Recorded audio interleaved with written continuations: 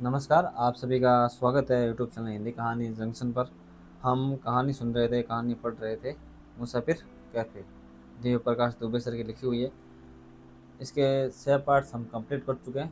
आज 7वें पार्ट्स के अंदर मैं कहानी शुरू करने जा रहा हूँ वापस, जहाँ से हमने 6 पार्ट के अंदर इस कहानी को स्टॉप किया था, वहीं से हम शुरू कर रहे हैं। अगर आपको कहानी पसंद आई तो आप यूट्यूब चैनल को सब्सक्राइब कीजिएगा, वीडियो को लाइक कीजिएगा और यहाँ तक बने रहने के लिए बहुत बहुत धन्यवाद।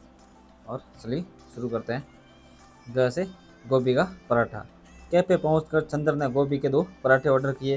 कैफे में टेरेस के सामने टेरिस के सामने पहाड़ दिखता था।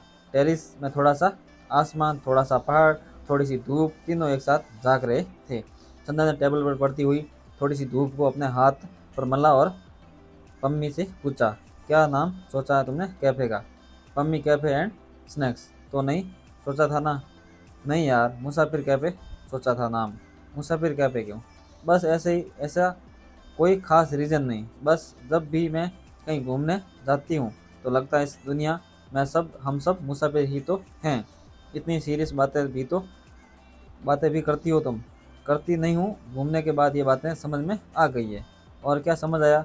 बस यही कि हम सबका फ्यूचर क्या है, हमारा क्या है हमारा फ्यूचर, मुझे भी बताओ।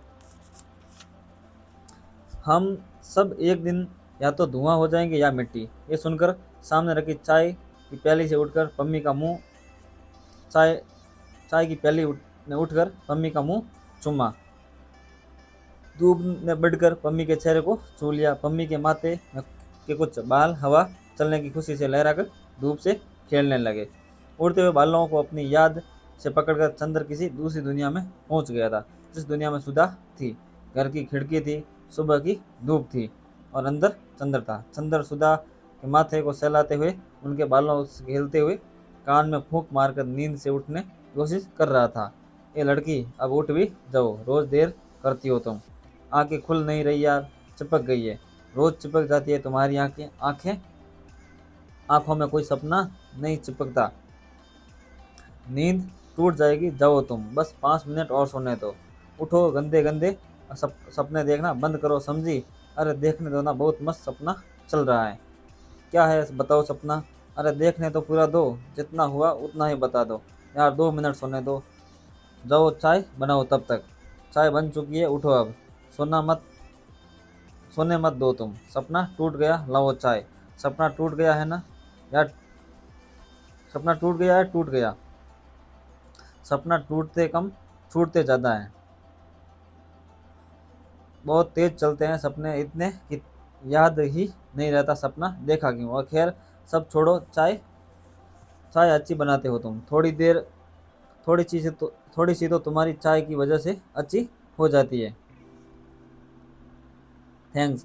थैंक्स बोलकर बात खराब मत किया करो, पहले भी कई बार कहा है। कभी कभी चुप रहना ही काफ़ी होता है। ठीक है यार, कभी हमारी शादी का सपना आया है तुम्हें? कई बार आया, बस इसी बात का तो डर लगता है। डर किस बात का? मेरे सपने सच नहीं होते यार। तुम्हें नहीं पता? तुम्हें नहीं आते सपने? आते हैं लेकिन याद नहीं रहते। तुम्हें पता है मैं शादी क्यों नहीं करना चाहती? क्यों? ये ऊपर रुका है हुआ पंखा देख रहे हो? हाँ देख रहा हूँ। तो इसमें क्या है? क्योंकि शादी के बाद बिस्तर पर लेटने पर उस ऊपर पंखे की धूल दिखाई देती है, पंखे की हवा नहीं दिखाई पड़ती है। तुम पागल हो सुधा, हवा तो ऐसे भी नहीं दिखती। हवा दिखती है कैसे? प्यार दिखता है? नहीं, मेरा मतलब हाँ दिखता है प्यार। प्यार भी हवा जैसा होता है, बस शुरू में धूल नहीं दिखती।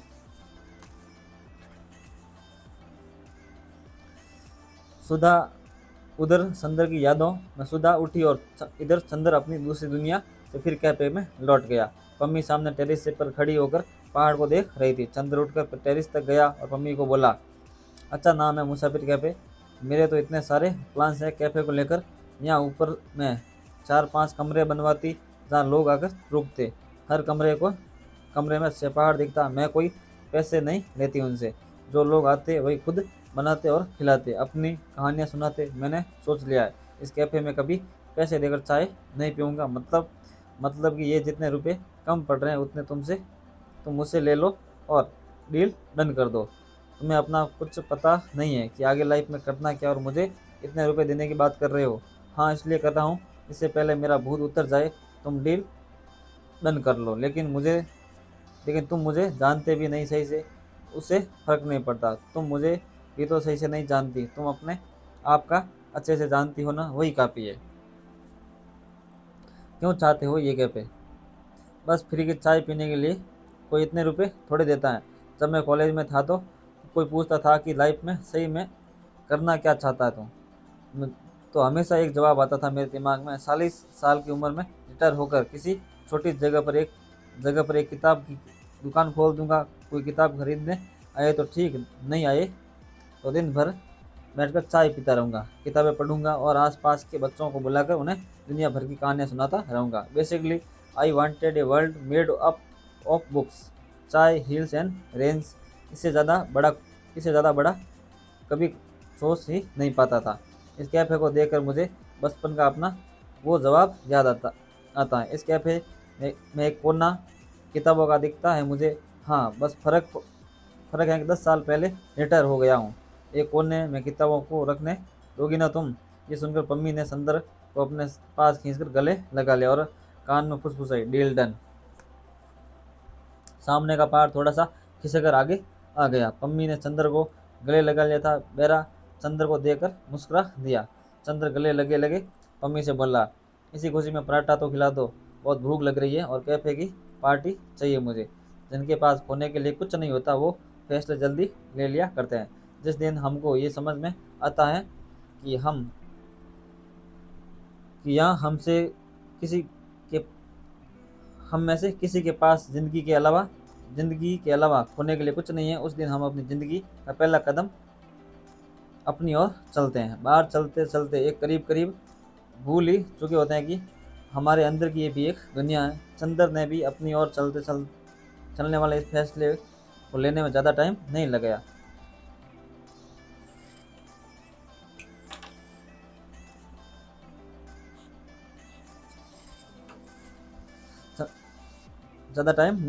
कैफे से निकलकर चंदर और Pammi Pammi and tour and travel के ऑफिस गए। चंदर ने अपने अकाउंट का हिसाब किताब करके बता दिया कि वह कितने रुपए 2 दिन में ट्रांसफ़र हो जाएंगे। पम्मी को अभी भी यकीन नहीं था कि ऐसा सही में होने जा रहा था। उसने कैफे के ओनर को 50,000 रुपये देकर डील कंफर्म कर दी। फिर उसने अपनी नोटबुक खोलकर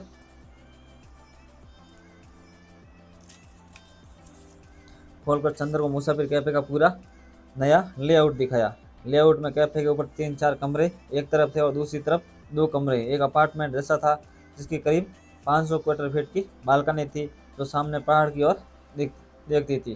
कैफे के बीच एक सीढ़ी ऊपर जा रही थी। लेआउट से ये कैफे जैसा नहीं, एक घर जैसा लगता था। पम्मी ने बताया कि उसने सोच रखा है कि वो यहाँ रहेगी, जो सुबह अपनी बालकनी में बैठकर पहाड़ को देखते हुए आराम से चाय पिया करेगी, बारिश में भीगा करेगी, जाड़ों में शाम को बॉन फायर करेगी और दारू पीकर लाइफ के बड़े बड़े फंडे झाड़ा करेगी।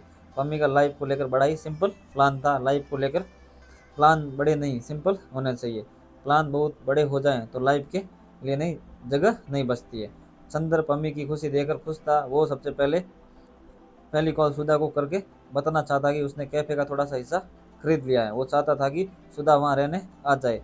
इस वक्त बस वो सुधा को वापस चाहता था। पहली बार उसको अपनी वादी करके परफेक्ट वाली लाइफ जिद बहुत ही फालतू लगी। पम्मी ने चंद पम्मी ने चंदर को मसूरी क्लब में डिनर पर इनवाइट किया। चंदर मुसाफिर कैफे वाले लेआउट में अपना हिस्सा ढूंढने लगा। वहाँ से दूसरी मसूरी क्लब में एक टेबल पर पम्मी और चंदर का नाम साथ लिखा हुआ था। टेबल पर शैंपेन की बोतल सजी हुई थी। पम्मी ने बहुत हल्का सा मेकअप किया हुआ था और ब्लैक ड्रेस पहना हुआ था। चंदर ने तैयारी के नाम पर 15 दिन बाद आज सेव किया था और बालों को जेल लगाकर गीला कर लिया था। चियर्स, क्या बात है, candle light dinner. Thanks Pammi. Cheers. Thanks वाली कोई बात नहीं है, तैयार होकर तो अच्छी लगती हो तुम। ऐसे नहीं लगती अच्छी, इतनी अच्छी नहीं लगती जितनी अभी अभी लग रही हो। सेव क्यों क्यों की तुमने? दाढ़ी सूट करती है तुम पे। पहले किसी ने कहा नहीं? नहीं, कभी किसी ने नहीं कहा।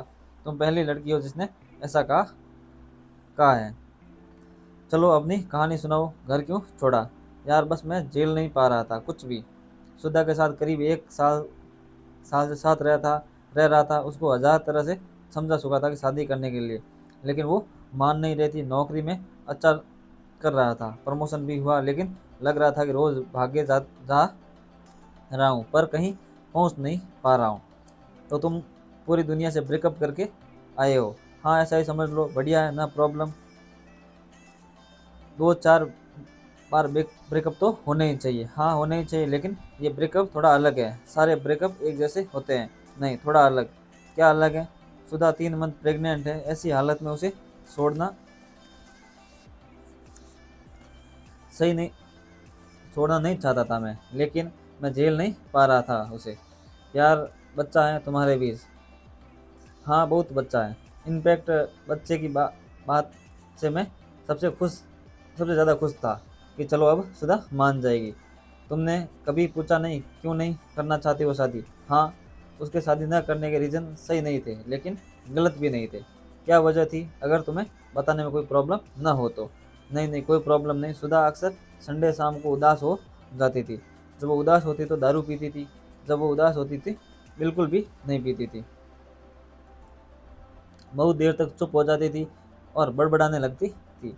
जब हमने साथ रहना भी शुरू नहीं किया था, तब एक दिन सुधा ने ऐसे ही उदास होकर मुझसे पूछा, तुम्हें कभी किसी की बहुत याद आती है? हाँ, किसकी? अपनी गर्लफ्रेंड की। अपने घर वालों की नहीं आती? उनकी भी आती है, लेकिन बहुत ज़्यादा नहीं आती। तुम्हें किसकी आती है? मुझे अपने अंकल की बहुत याद आती है। कभी कभी सोचती हूँ कि मम्मी को उन अंकल से शादी कर लेनी चाहिए थी। कौन अंकल? हमारे घर पर एक अंकल आते थे, मेरे पापा अच्छे नहीं थे। जब मैं उनको अंकल बोलती तो वो कहते, पापा बोला करो मुझे। उनकी बेटी मेरे बराबर थी। हम दोनों के लिए हमेशा बहुत सारी किताबें, खिलौने सब लेकर आते थे। तो शादी क्यों नहीं की मम्मी ने? पापा ने कभी तलाक दिया ही नहीं मम्मी को। अब कहाँ है वो अंकल? तुमने कोशिश नहीं की ढूंढने की? नहीं।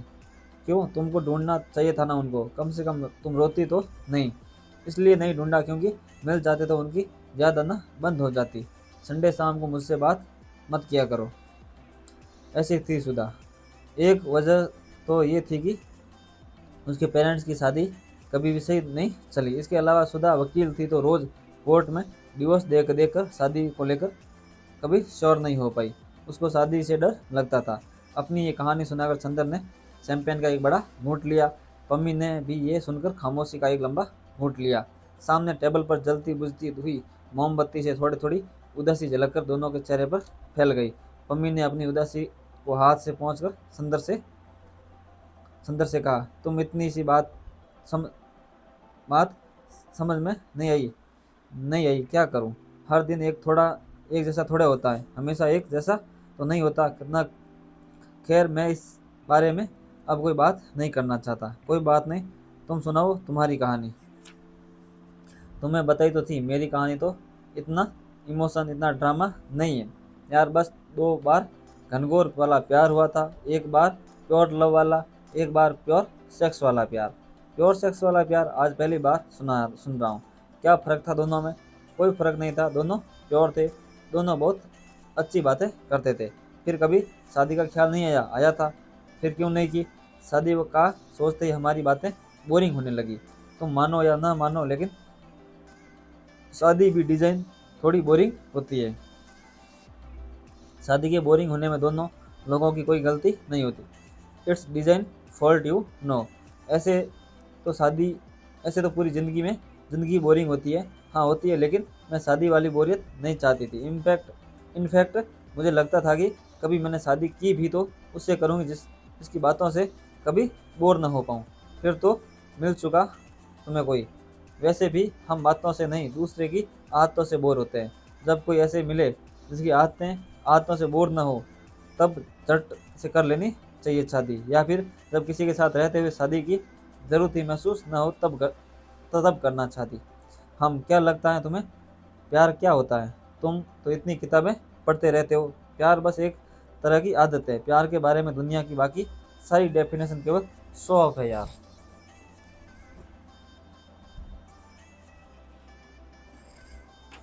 तुम तो तुम सुधा तो अपनी सुधा वाली आदत का क्या करोगे? पता नहीं, नई आदत डालने की कोशिश, और कोई कर भी क्या सकता है?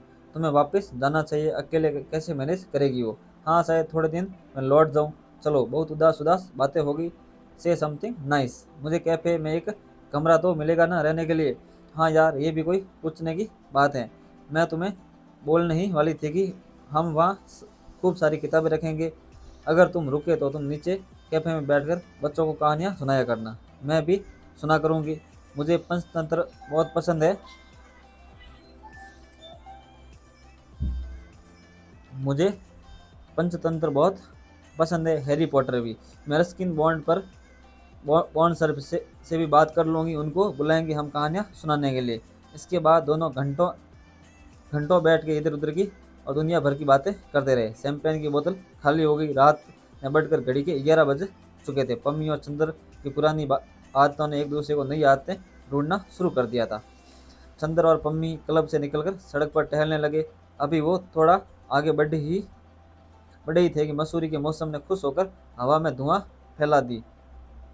दोनों के टहलने में सुकून था। ये सुकून फ्यूचर को लेकर नहीं था, बस उस शाम को लेकर था। रास्ते में हनीमून इन पड़ा तो चंदर ने पम्मी को बताया कि वो हमेशा ही यही हनीमून मनाने आना चाहता था। थोड़ा आगे बढ़कर चंद्र का होटल पड़ा तो पम्मी बोली, चलो कमरा दिखाओ अपना। क्या करोगी देखकर? अरे क्यों नहीं देख सकती? क्या पता कमरे में क्या हो। पता तो होना चाहिए कि तुम कौन हो। कमरे में कैसे पता चलेगा कि मैं कौन हूँ? हम अपने कमरे में जैसे रहते हैं उसी से पता चलता है कि हम सही में कौन है। लेकिन तुम्हें उससे फर्क नहीं पड़ता कि मैं कौन हूँ? नहीं पड़ता। फिर क्यों देखना है तुम्हें मेरा कमरा? ऐसे ही। ये बोलकर पम्मी ने चंद्र के हाथ की छोटी उंगली पकड़ ली। चंद्र के हाथ की छोटी उंगली ने पम्मी के हाथ की छोटी उंगली को गले लगाया। चंद्र पम्मी को लेकर होटल आया। रिसेप्शन वाले लड़के ने चंद्र को पम्मी के साथ देखकर आंख मारी और बोला, सर कुछ भी चाहिए होगा तो बता दीजिएगा। कमरे में घुसते ही कमरे ने पम्मी और चंद्र को गले लगा लिया, ठीक बाथरूम के दरवाजे के पास। पम्मी अपने साथ मसूरी की थोड़ी धुआं साथ लेकर आई थी और चंद्र हनीमून इन पर बनी हुई यादें ले आया था।